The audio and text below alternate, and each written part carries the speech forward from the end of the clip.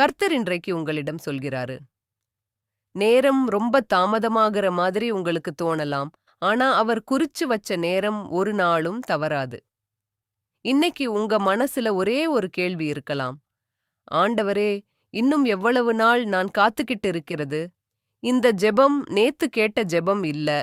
மாசக்கணக்கா, ஒருவேளை வருஷக்கணக்கா நீங்க கண்ணீரோட கேட்டுக்கிட்டு இருக்கிற ஜெபம்.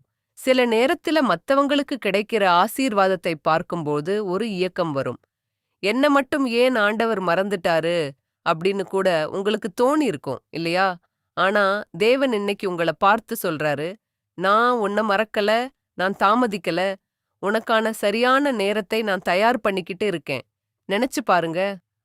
காலையில 6 மணிக்கு உதிக்க வேண்டிய சூரியன் நடுராத்திரி 3 மணிக்கே உதிச்சா எப்படி இருக்கும்? அது ஆசீர்வாதமா? கண்டிப்பா இல்ல. அது ஒரு பெரிய குழப்பம் இல்லையா?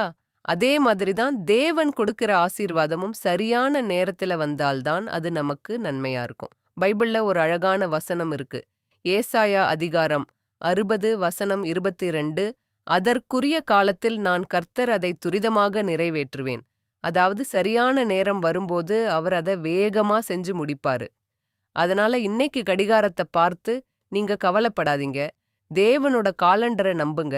ஏன்னா அவர் உங்களுக்காக எழுதி வச்ச நேரம் ஒரு நிமிஷம் கூட தாமதிக்காது. ஒரு நிமிஷம் கூட முன்னாடியும் வராது. சரியான நேரத்துல தேவன் அதை கண்டிப்பா நிறைவேற்றுவாரு. நம்பிக்கையை மட்டும் விட்டுறாதீங்க. ஜெபத்தை நிறுத்தாதீங்க. நீங்க காத்துக்கிட்டு இருக்கிற அந்த பதில் சீக்கிரத்துல உங்க வாழ்க்கையில ஒரு பெரிய சாட்சியா மாறப்போகுது. அவர் உங்களை கைவிட மாட்டார். இந்த வசனம் உங்கள் மனதை தொட்டிருந்தால், இது யாருக்காவது நம்பிக்கை கொடுக்கும் என்று நினைத்தால் அவர்களுடன் ஷேர் பண்ணுங்க. கமெண்டில் தேவனுடைய நேரத்தை நான் நம்புகிறேன் என்று எழுதுங்க. கர்த்தர் தாமே உங்களை ஆசீர்வதிப்பாராக. ஆமென்.